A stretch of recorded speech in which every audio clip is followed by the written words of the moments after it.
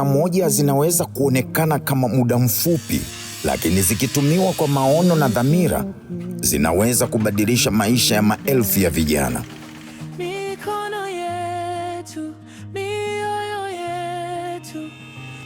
Hizi ndizo siku 100 za mwanzo za uongozi mpya katika Wizara ya Maendeleo ya Vijana. Joel Arthur Nauka, na hapa kwamba nitakuwa mwaminifu kwa Jamhuri ya Muungano wa Tanzania na kuitumikia kwa moyo wangu wote, na kwamba nitahifadhi, nitailinda na kuitetea Katiba ya Jamhuri ya Muungano wa Tanzania kwa mujibu wa sheria iliyowekwa. Tangu siku ya kuapishwa, waziri wa vijana alitoa ahadi moja iliyo wazi: kuweka vijana mbele ya kila maamuzi. Siku 100 zimekuwa na mafanikio makubwa sana. Naweza nikasema pengine inawezekana ni kati ya siku 100 za marais ambazo zimekuwa na matokeo ya haraka kuliko huko tulivyozoea mwanzoni. Na hii inatokana pia na dhamira yake, lakini maandalizi ambayo alikuwa ameyafanya. Aliahidi bilioni 200 kwa ajili ya wafanya biashara wadogo, wakati na wa kampuni changa. Makofi tafadhali.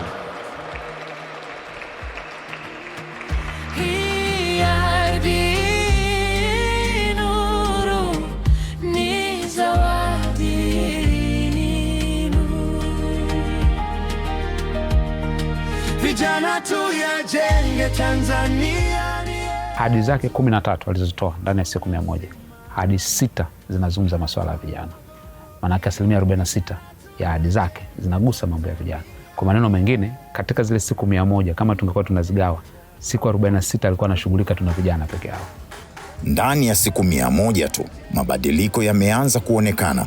Maelfu ya vijana wamepata mafunzo ya ujuzi, ajira na ujasiriamali. Mikopo nafuu na mitaji midogo midogo imewafikia vijana jasiri wanaoanza au kukuza biashara zao. Wito wangu kwa vijana, mimi ninachokizungumzia ni kwamba tusibweteke, maana fursa zipo. Ukiona hauwezi kupata ajira, maana kama umesoma na umepata elimu, ajira kama imekuwa ni changamoto kwako, ni vizuri tukaungana kama vijana, tukawa na kikundi. Baada ya hapo tukatengeneza andiko au mkatengeneza andiko ambalo linaweza likaweza kuwasaidia kujiajiri. Ubunifu umepewa nafasi yake. Vituo vya teknolojia na ubunifu vimeanzishwa, vikifungua milango ya dunia ya kidigitali kwa vijana. Lakini zaidi ya yote, wizara imechagua kusikiliza. Sauti za vijana zimesikika na mawazo yao yamekuwa dira ya mipango na maamuzi. Katika siku 100 za uongozi, vijana 1000 kadhaa wamepata mafunzo. Mamia wamewezeshwa kifedha. Programu mpya za ubunifu na michezo zimeanzishwa. Na safari bado inaendelea. Wito wangu kwa vijana tuthubutu. Yani tusikae, tuthubutu, tufanye. Yani jaribu ndo tafanikiwa. Kwa hiyo mimi nawashauri vijana wenzangu, tusifikiri kwamba kila kitu kinakuja rahisi. Hapana, tujaribu kufanya, matokeo yapo na maendeleo tutayapata.